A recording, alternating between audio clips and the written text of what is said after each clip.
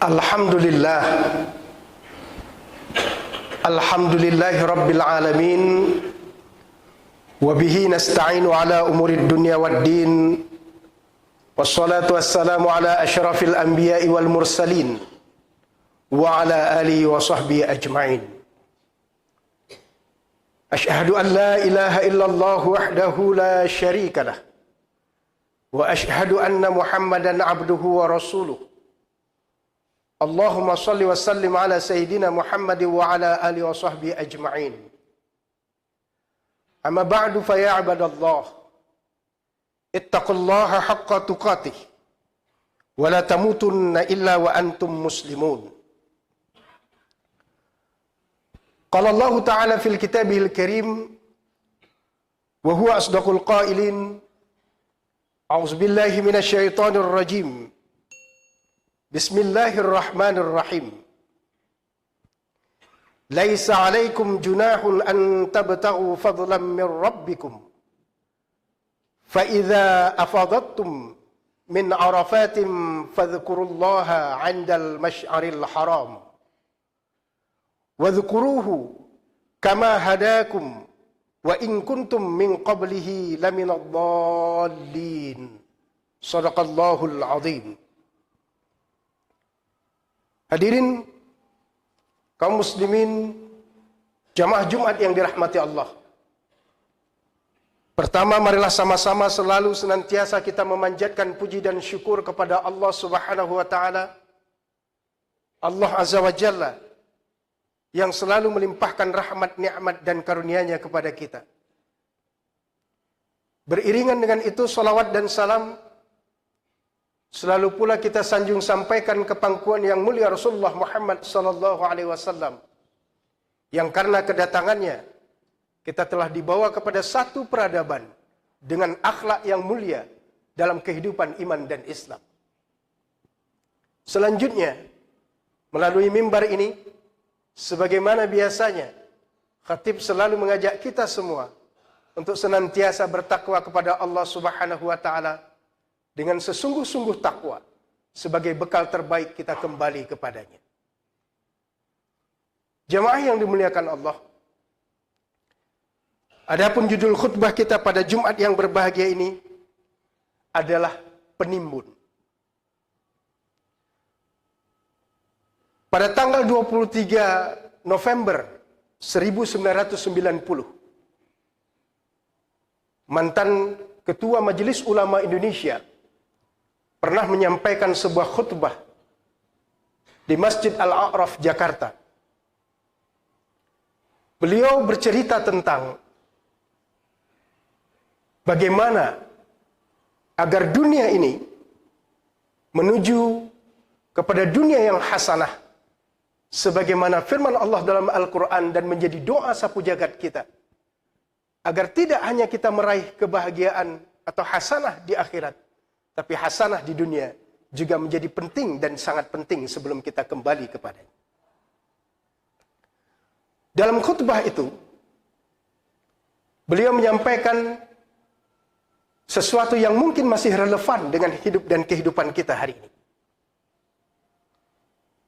Beliau bercerita tentang 5 hal yang paling penting agar ada di dunia ini, sehingga dunia menjadi sebuah dunia yang hasanah.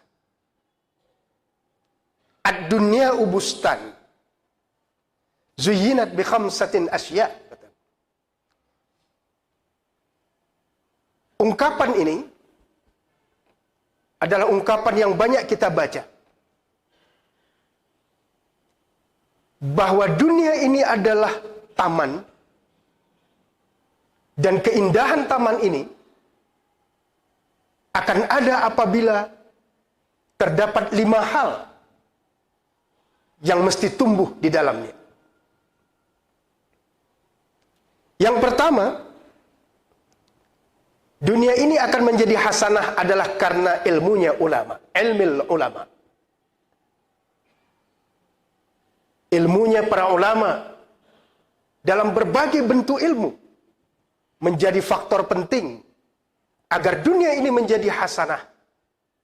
Dan dunia ini akan memberikan sesuatu yang luar biasa dalam hidup dan kehidupan kita apabila ilmu terus-menerus hidup dan terus-menerus berkembang.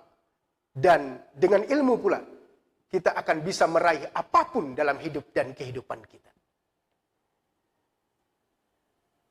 Jamaah yang dimuliakan Allah, hari ini Tiongkok misalnya, mereka tidak hanya bermimpi dan berhasil melakukan dan membuat matahari buatan, dan dalam waktu dekat mereka sedang berupaya untuk membuat bulan buatan yang sekarang sedang dalam proses pembuatannya. Tidak hanya itu, beberapa waktu lalu kita dikejutkan bahwa Cina sedang membuat janin rahim buatan, di mana dalam janin itu akan tumbuh embrio manusia, karena mereka telah berhasil melakukan percobaan dengan tikus sebagai percobaan dalam rahim tersebut. Semua karena ilmu. Mereka tidak mau tahu apakah dengan ilmu yang begitu luar biasa mereka kuasai bertentangan dengan Tuhan atau tidak. Yang kedua, syarat dunia ini menjadi indah adalah karena wa'adlil umara. Adanya pemimpin-pemimpin yang adil. Adanya pemimpin-pemimpin yang tidak hanya berpikir dan bekerja untuk kelompoknya saja. Karena ketika dia sudah menjadi pemimpin, maka siapapun orang yang dipimpinnya, baik itu bukan keluarganya, baik itu bukan familinya, baik itu tidak memilih dirinya, adalah tanggung jawabnya untuk berlaku adil kepada orang yang dipimpinnya. Jangan bukan karena bagian dari kita tidak pernah memilih kita misalnya dalam kontestasi, lalu dibuatlah berbagai macam kesulitan, ditahan-tahan seluruh hak yang menjadi haknya. Ini adalah pemimpin zalim. Dalam setiap level dan apapun itu, rumah tangga sekalipun, pemimpin harus berlaku adil. Yang ketiga,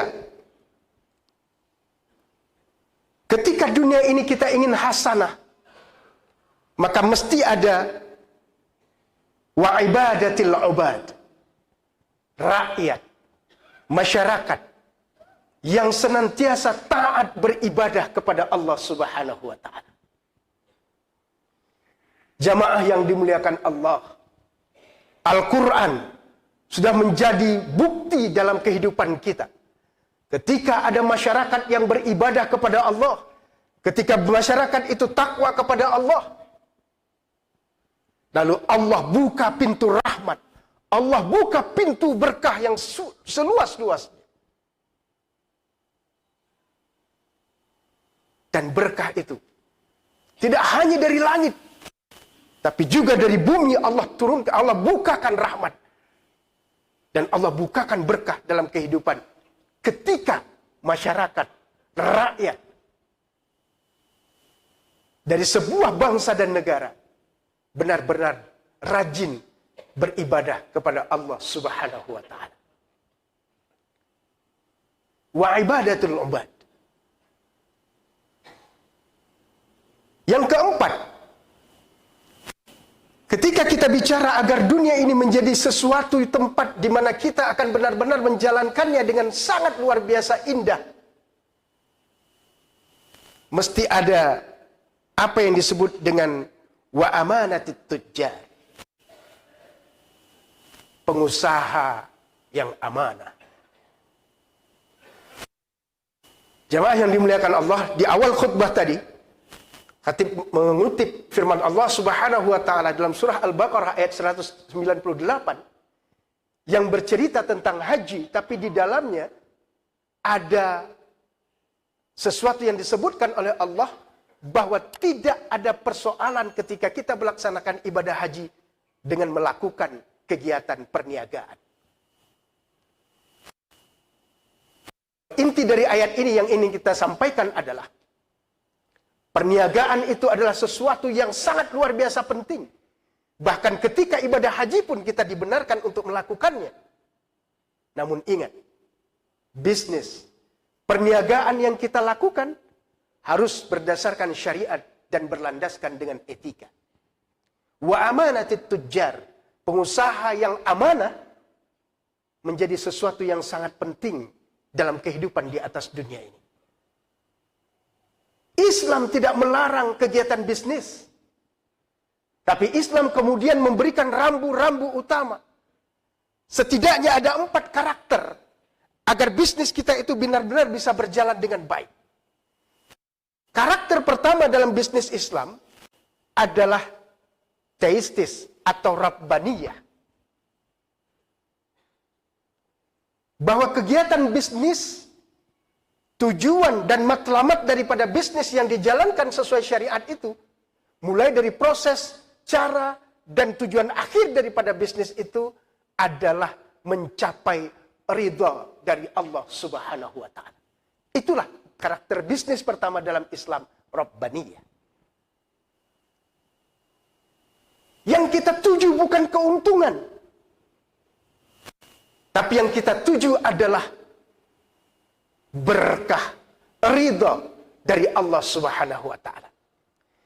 Karena kalau yang kita tuju adalah keuntungan, kita terpaku dan terpola kepada jumlah yang akan kita capai. Tapi ketika kita berpikir tentang berkah dan ridha, maka kita tidak berpikir tentang berapa jumlah, tapi kita berpikir apakah yang kita dapat Allah ridha atau berkah kepada apa yang kita usahakan. Banyak cara kita untuk lakukan agar itu menjadi berkah. Dalam waktu-waktu ini misalnya Masjid Baitur Rahman, setiap Jumat ada kegiatan makan siang. Itu adalah salah satu cara bagaimana agar bisnis yang kita jalankan mendapatkan berkah dari Allah Subhanahu wa Ta'ala dan Allah ridha. Maka mari kita berbagi dengan cara-cara seperti itu. Wa amanatit tujjar. Lalu apa konteksnya hari ini kaum muslimin yang dirahmati Allah? Dalam beberapa hari ini, dalam beberapa hari terakhir, kita dihadapkan pada peristiwa. Mungkin kaum bapak-bapak tidak terlalu bersinggungan dengan masalah ini. Ibu-ibu di rumah mungkin sangat-sangat risau dengan keadaan ini. Kelangkaan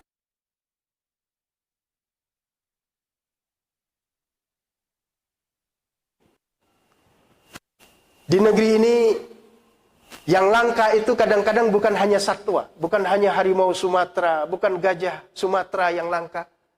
Kadang-kadang nanti yang langka minyak goreng, nanti sebentar kadang-kadang yang langka solar, nanti lain waktu yang langka yang lain lagi. Kenapa bisa langka? Jamaah yang dimuliakan Allah, tahun 2021, produksi minyak kelapa sawit di Indonesia itu adalah sekitar 40 juta ton. Sedangkan konsumsi dalam negeri minyak sawit di Indonesia itu adalah 18 juta ton. Kenapa minyak goreng bisa langka? Sementara kapasitas produksinya melebihi daripada jumlah konsumsi. Alasan para pengusaha sawit karena harga CPO itu ditentukan oleh mekanisme pasar dunia. Padahal hari ini kaum muslimin yang dirahmati Allah, pasar ekspor kelapa sawit, minyak kelapa sawit itu sangat ketat sekali. Uni Eropa misalnya, mereka tidak mau membuka keran minyak sawit dari Indonesia misalnya. Cina, mereka beralih dari minyak kelapa sawit kepada minyak kedelai yang lebih murah dan lebih banyak produksinya. India misalnya, mereka menaikkan harga impor kelapa sawit, minyak kelapa sawit di dalam negaranya. Lalu di mana masalahnya? Inilah dia, wa amanatit tujjar. Para pengusaha memainkan dan para pengusaha berlaku tidak dengan konsep dan karakteristik Rabbaniyah. Sehingga terjadilah kelangkaan. Banyak orang yang menjerit, terutama pedagang-pedagang kecil, karena harga minyak goreng begitu luar biasa. Sementara kita, Indonesia, negara yang paling kita cintai ini, adalah negara produsen minyak kelapa sawit terbesar di dunia. 70% lahan kelapa sawit di Indonesia itu ada di Sumatera. 30%-nya baru ada di Kalimantan. Tapi kenapa hal ini bisa terjadi? Dikarenakan wa amanatit tujjar. Allah tidak melarang perniagaan. Sebagaimana dalam surah Al-Baqarah ayat 198 tadi. Tapi yang dikehendaki adalah bagaimana berniaga, bagaimana berdagang, bagaimana berbisnis dengan etika. Karena karakteristik yang berikutnya dari bisnis Islam itu adalah etis. Ada etika di dalamnya, ada akhlak di dalamnya, ada moral di dalamnya. Ketika Rasul mengatakan innama bu'istu liutammima makarimal akhlak, sesungguhnya yang dimaksud oleh Rasul akhlak itu bukan hanya perilaku dalam kehidupan sehari-hari, tapi dari seluruh aspek kehidupan kita harus berdasarkan dengan akhlakul karimah. Selanjutnya karakteristik yang lain adalah bahwa bisnis Islam itu harus berlandaskan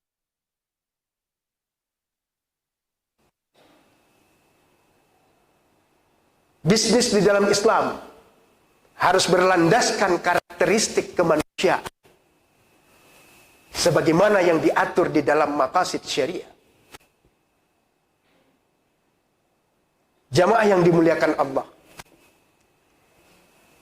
wa amanatit tujjar adalah kelompok keempat yang bisa membuat dunia ini menjadi indah. Dan kelompok terakhir, kelompok yang kelima, agar dunia ini menjadi indah adalah wa nasihatil muhtarifin.